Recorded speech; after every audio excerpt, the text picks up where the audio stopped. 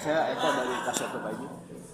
Mau nanya ini konsep audionya, albumnya secara audio. Ini dirilisnya single ya, single per single. Yes, single per single. Ini pertama launchnya di I'm Not di bulan Juni, terus nanti Alive di Juli, terus nanti Watchmen di Agustus.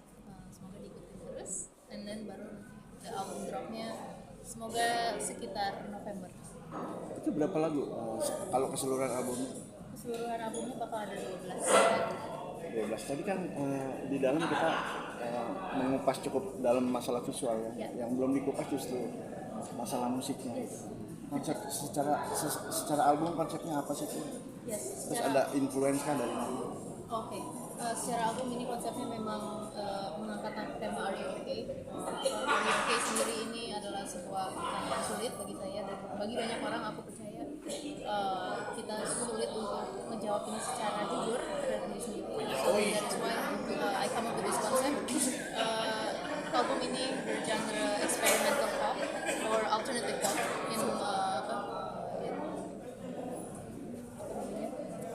in a mixture of R&B dan juga a little bit of modern rock. Oh, oke. Ya, tadi yang stand out itu sebenarnya bakal a part of di album juga nanti. Gitu. Mungkin itu sekilas untuk si Are You Okay albumnya sendiri. Kalau single I'm Not ini gimana tuh proses inspirasi sama pembuatannya gimana? Oke. Kalau I'm Not sendiri ini jujur dari 12 lagu yang ada di album itu ada beberapa kita Kay sendiri memang ada kolaborasi ya, ada beberapa produser juga. Cuman I'm Not ini kebetulan adalah single saya yang fully produced by Kay, song written by Kay, dan saya selalu mixing mastering dengan ada namanya Kadan Dianora itu biasa dia mixing mastering buat Eka Gustiwana from Weird Genius ya. Tapi Kay kebiasaan memang kalau menulis lagu songwriting itu selalu dari Kay, namun for production wise it depends on the song ya gitu. Khusus untuk I'm Not memang ini kebetulan ini produksinya Kay. For the next one live Kay team up together with ada namanya Bagas Karaka, and then untuk beberapa single lainnya juga Kay kolaborasi sama beberapa musisi lainnya. Oke, kalau untuk konsernya, kalau ini kan tadi kayak sequencer gitu ya. Yes.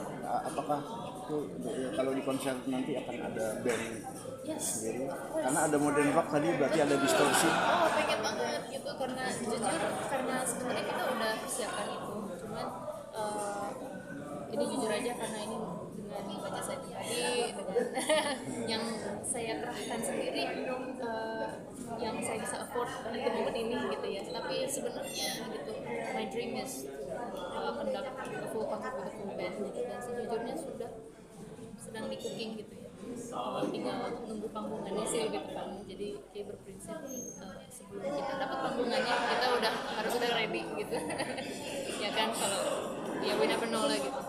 Tiba-tiba suruh manggung besok kita udah siap gitu. Oke, ini berarti udah ada konsep di album perdana ya? Kenapa? Udah di konsep di album pertama atau album perdana atau ini album kedua atau Ini album perdana. album perdana? Di konsepnya udah lumayan lama ya, dari Konsepnya udah dari 2003. 2023 akhir ya, jadi udah hampir 1,5 tahun ya.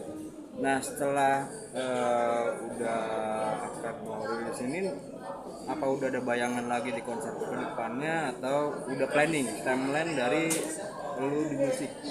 Yes, pertanyaan menarik, terima kasih. Dari Kay sendiri, yes, Kay selalu ada timeline ya, ada certain expectation gitu ya.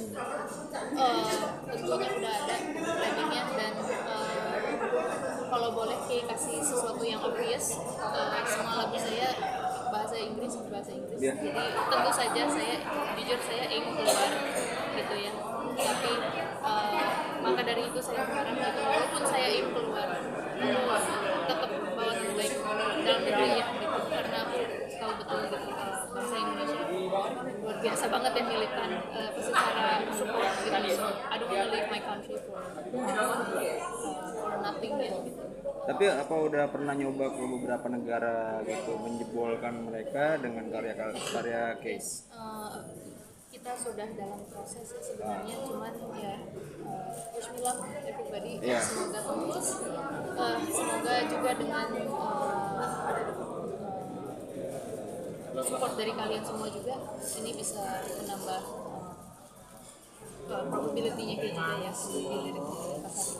Impian Kay kalau masuk dunia internasional mau kemana? Kayaknya aku boleh yang realistis paling depannya ya menurut aku. Honestly, Head in the Clouds, PDA Rising, dan terus Coachella, siapa sih yang nggak mau ya, kayaknya semua artis pengen ke Coachella ya kan. But again, step by step, but I think the more I watch these days, I feel like it's more possible. Oke, ini kan selalu sama dancer tuh. Iya. Itu gimana Kak? Sulit nggak? Atau kayak udah biasa dancer terus tinggal sesuai nama nyanyi atau di Bali? Yes. Pertanyaan menarik karena untungnya aku emang ada background dance dari SMP. Kia udah mulai dance juga di situ. Dance nggak pernah jadi fokusnya kayak dance sebenarnya jadi as a hobby, but it grows as part of my passion gitu ya. Passion utama tentunya tetap di musik, tapi yes karena dance itu salah satu elemen yang mempertajam elemen panggung. Maka dari itu Ki selalu bawa itu karena itu part of my identity sih. Dari seluruh rangkaian performance Ki ke depannya yang nggak akan Ki turunin standarnya jujur aja. Bargaining dengan diri Ki sendiri, bukan bargaining kayak dealing dengan diri Ki sendiri, karena Ki tuh nggak pernah berani ya ngomong bahwa I want to be an artist gitu, tapi sampai Ki ambil kuliah, bukan kuliah musik sebenarnya, Ki ambil kuliah mass communication artistik karena takut itu untuk dijudge kamu ke depannya kayak gimana.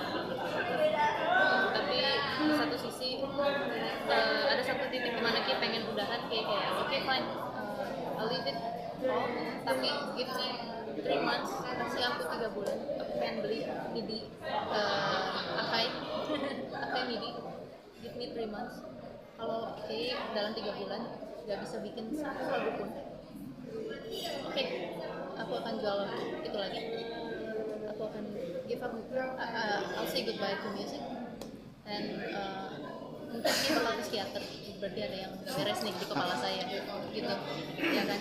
Tapi untungnya thanks God, ternyata aku pun kaget dalam waktu 3 bulan aku jadi 7 lagu, belajar di W for a week, 2 weeks.